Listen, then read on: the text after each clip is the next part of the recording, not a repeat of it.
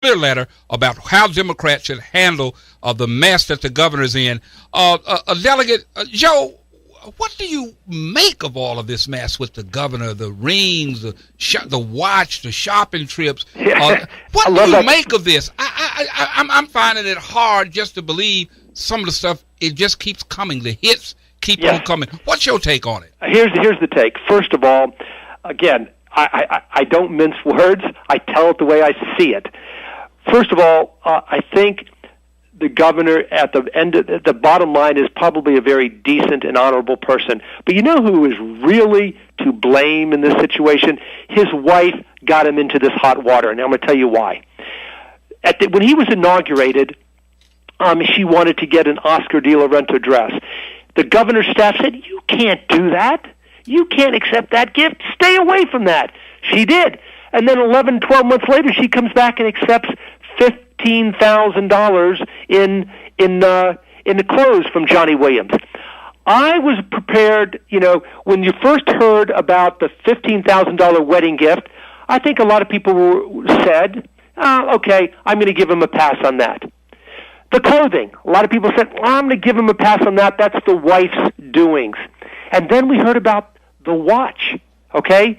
Now, that watch came from Johnny Williams to the First Lady, to the governor. And as reported, what occurred was as follows. Shortly before the First Lady brought a Johnny Williams in to see a state official, moments before, she said, I like that watch that you're having. My husband would like one too. I mean, what hubris, what arrogance to do something like that. And then we heard about the $70,000 gift, and then the $50,000 cash gift. So it just keeps adding up, and Larry Sabato calls it drip, torture by drip, and that's what's going on.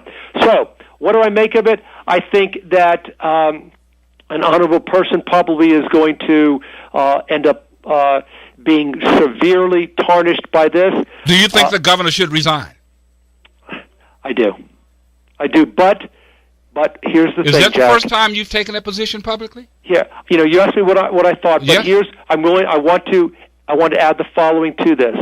I think that if things are as they have been reported, he probably should resign. However, and this is a big however, I want to hear from the governor. He is entitled to give his side of the story, and unless and until he gives his side of it, I don't know both sides, and I'm not going to take the position what the governor should do or should not do. So, let's be clear.